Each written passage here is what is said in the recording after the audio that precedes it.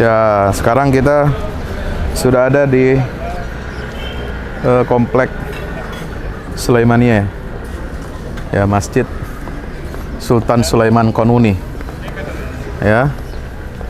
Yang terkenal dengan film Abad Kejayaan yang tempo hari agak kontroversial juga di Indonesia. Karena menampilkan Sultan ini pecinta tari perut, harem, dan lain sebagainya. Ini termasuk World Heritage, ya, situs warisan dunia.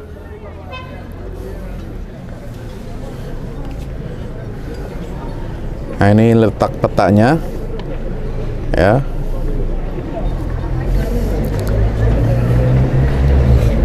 Nah, ini bentuk masjidnya dari udara. Oke.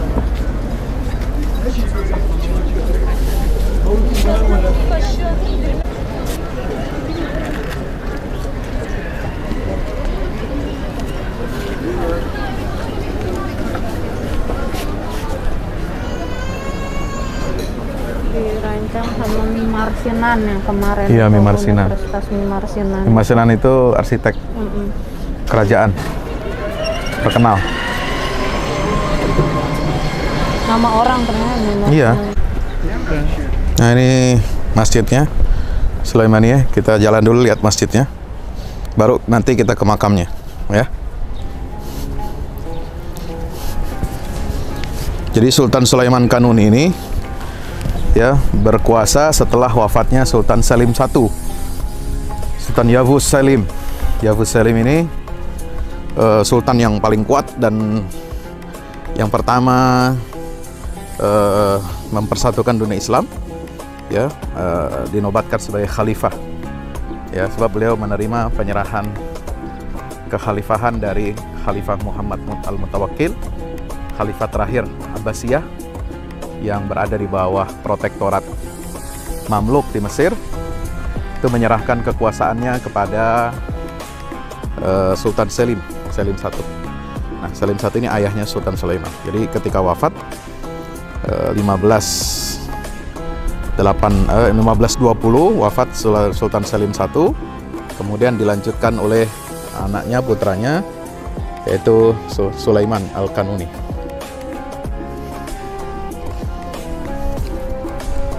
Nah, kenapa dia diberikan julukan Al-Kanuni? Karena beliau ini banyak sekali mengeluarkan dan membuat peraturan undang-undang, terutama dalam penerapan hukum Islam syariat di seluruh wilayah Kekaisaran Ottoman. Ini juga halamannya luas, ya. Banyak pintu gerbang. Nah, ini tangga menuju dalam masjid. Nah, kita akan lihat di sini.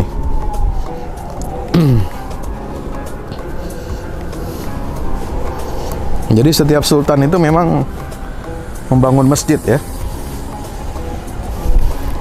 sebagai bentuk wakaf dari setiap sultan ini atas nama beliau dengan uang pribadi. Wah, ini masih sangat terawat.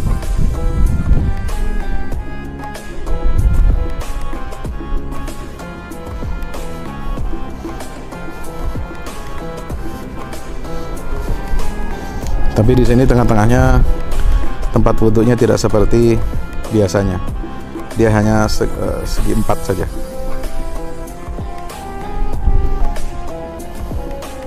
Ini kubah-kubah kecil di bawah, di selasar teras depan.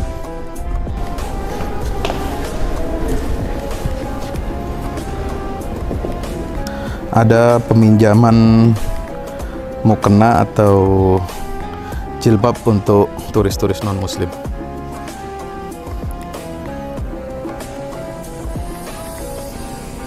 Ini atap-atapnya.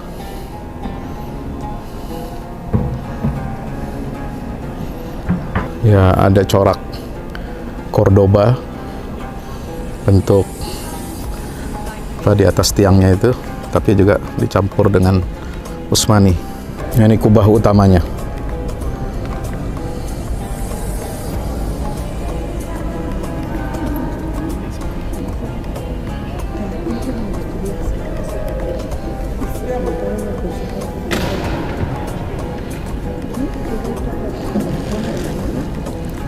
Ini daerah area mihrabnya.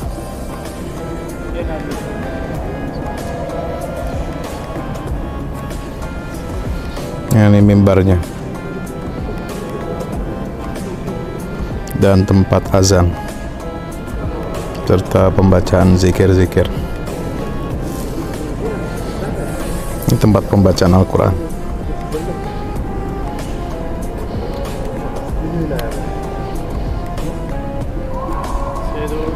Oke teman-teman, kita sudah melihat-lihat arsitektur Masjid Sulaiman Al-Qanuni, Sultan yang banyak menaklukkan wilayah-wilayah di Eropa Timur, kemudian juga sampai wilayah Austria.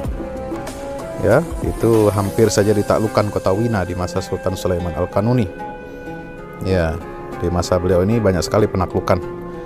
Beliau berkuasa dari tahun 1520 sampai tahun 1560, jadi 40 tahun beliau berkuasa, subhanallah, sampai usianya tua sekali, dan lebih banyak masa hidupnya dihabiskan di medan jihad fi sabilillah.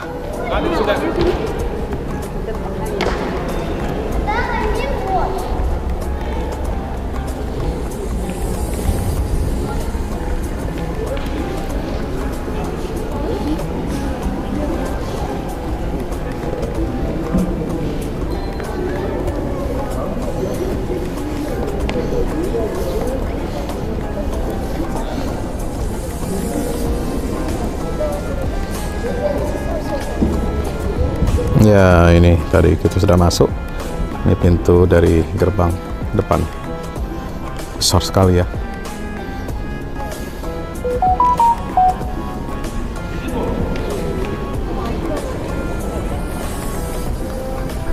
Ya, kita keluar dari Masjid Sulaimaniyah.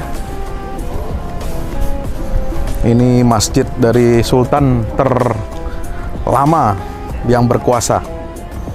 Dan kekuasaannya luar biasa. Ya, jadi ingat kita kisah Nabi Sulaiman. Ya, kisah Nabi Sulaiman yang memiliki kekuasaan yang luar biasa.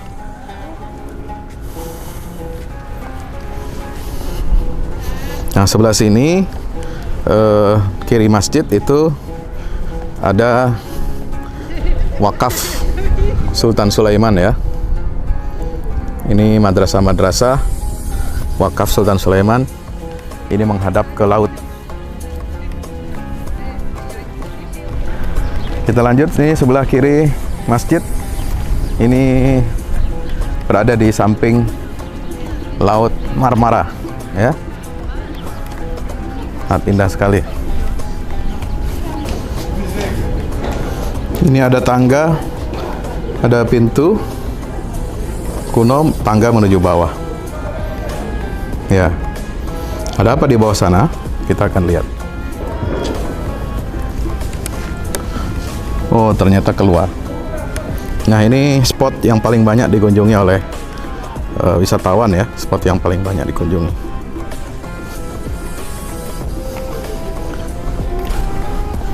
Disinilah Laut Marmara. Jadi ini sangat mencolok sekali, terlihat dari laut Selat Bosporus. Itu tampak laut di sana. Laut Marmara. Jadi kalau kita nyebrang Bosporus Cruise, ini Masjid Sulaimaniyah ini menjadi ikon, kelihatan nampak sekali di atas bukit. Nah, ini puncak kubah Masjid Sulaiman Al-Qanuni. Ya, teman-teman, ini di depan saya adalah Menara Galata. Ya, Menara Galata ini adalah satu menara mercusuar tempat pemantauan ya selama berabad-abad, terbuat dari batu, sebelumnya kayu ya. Ini dulu berada di bawah kekuasaan Venesia. Nah, kemudian Sultan Mehmed Fatih melakukan operasi intelijen dan diplomasi ya untuk mendekati penguasa Galata untuk tidak memberitahu rencana-rencana strategis dari Sultan Muhammad untuk menyerang Konstantinopel dan merebut kota itu. Bahkan dia mengadakan satu perjanjian kepada penguasa Galata itu ya untuk mempermudah bisnisnya, mempermudah pelayaran kepentingan dagangnya. Itu nanti akan dilindungi oleh Sultan Mehmed Al-Fatih ya, dan diberikan imbalan yang cukup besar untuk menjamin rahasia puluhan kapal Ottoman yang menyeberang daratan Galata ini ya, supaya tidak diketahui oleh pihak musuh. Karena dulu menyerang Konstantinopel tidak mudah, bentengnya sangat kuat, kokoh. Kalau hanya dari darat tidak bisa ditembus. Maka Sultan Mehmed membuat strategi ya, mengangkut puluhan ya kapal perang Ottoman itu dari laut ya, diangkat ke darat pakai potongan kayu-kayu, dikasih minyak ya untuk sampai diangkat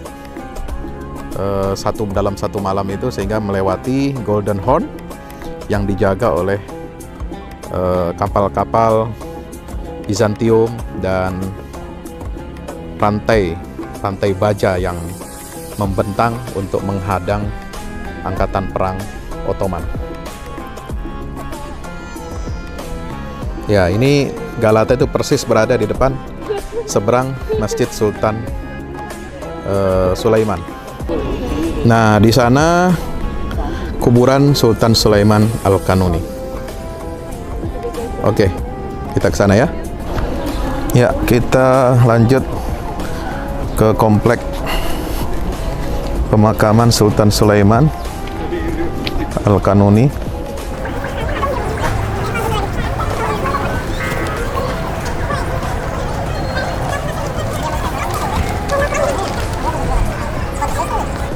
Sulaiman Han.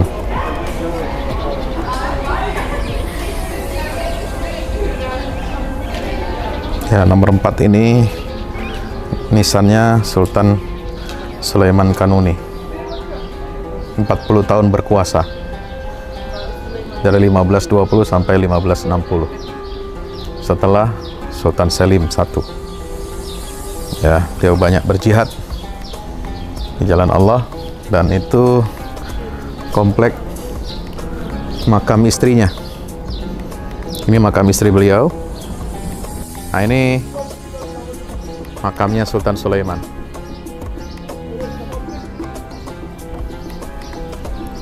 Ini lagi ditutup ya. Sudah ditutup kayaknya.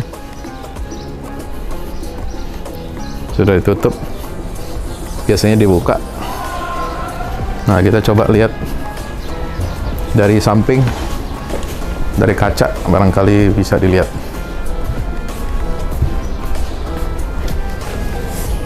Nah, itu.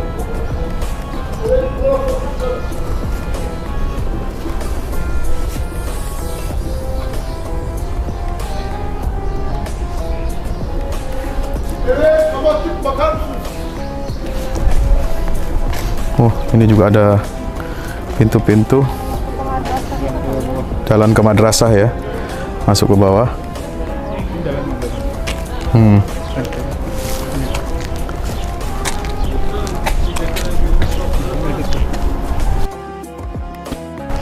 Madrasahnya.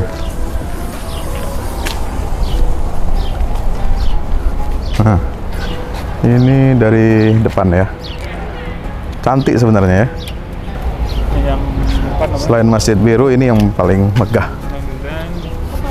Mimarsinan karena arsitek. Karena arsitek kerajaan yang paling favorit Sultan Sulaiman ya ini. Ibnu Khaldun University. Ini Sulaimaniyah Kuliah Darul Hadis. Ya.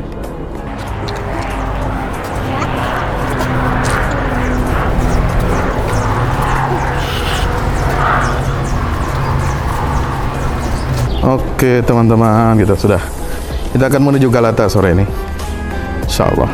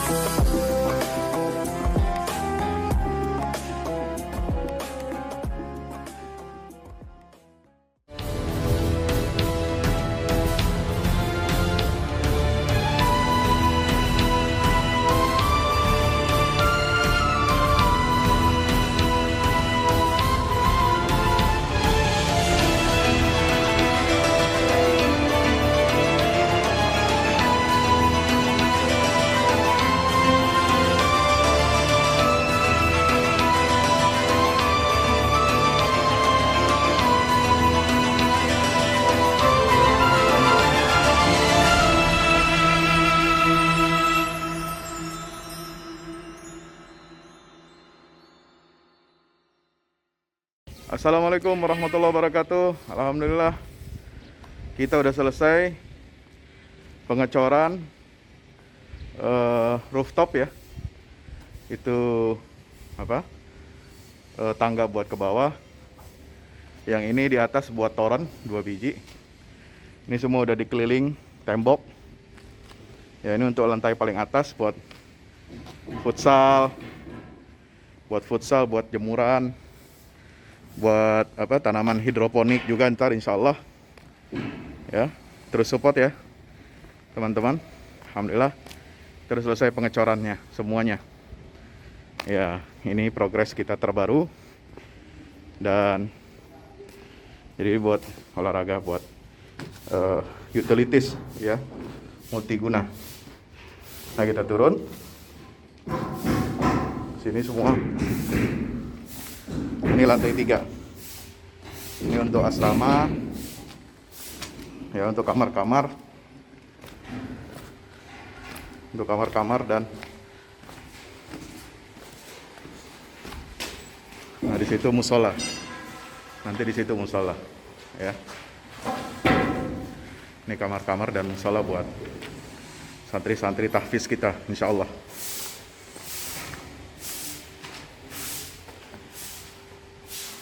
Nah, ini lantai 2 kita turun.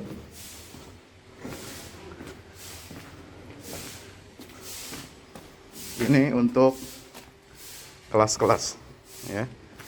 Kelas-kelas tahfidz, kelas-kelas tadabbur. Insyaallah. Semua udah jadi. Alhamdulillah, berkat dukungan antum semua. Nah, tinggal ke bawah, di sini buat aula. Aula semua di sini ya. Mohon doanya terus, mudah-mudahan berkah, mudah-mudahan cepat jadi finishing. Kira-kira finishingnya ini butuh 1,5 M lagi ya, mudah-mudahan. Al-Fatihah. Al-Fahmu Institute mempersembahkan serangkaian buku karya Ustadz Fahmi Salim LCMA, buku pesan-pesan tauhid untuk negeri di masa pandemi, buku mutiara ilmu-ilmu Al-Quran. Ada diskon 20% untuk buku tafsir sesat 58 esai kritis wacana Islam di Indonesia dan buku kritik terhadap studi Al-Quran kaum liberal. Anda dapat memesannya melalui layanan WhatsApp di nomor 08777 0637192 dengan format pemesanan ketik nama, alamat lengkap, nomor handphone, dan jumlah buku yang diorder. Ongkos kirim di luar harga buku dan menyesuaikan wilayah dengan paket standar. Lampirkan juga bukti transfer Anda ke rekening BNI Syariah di 0631 748573. Tunggu apa lagi? Pesan sekarang.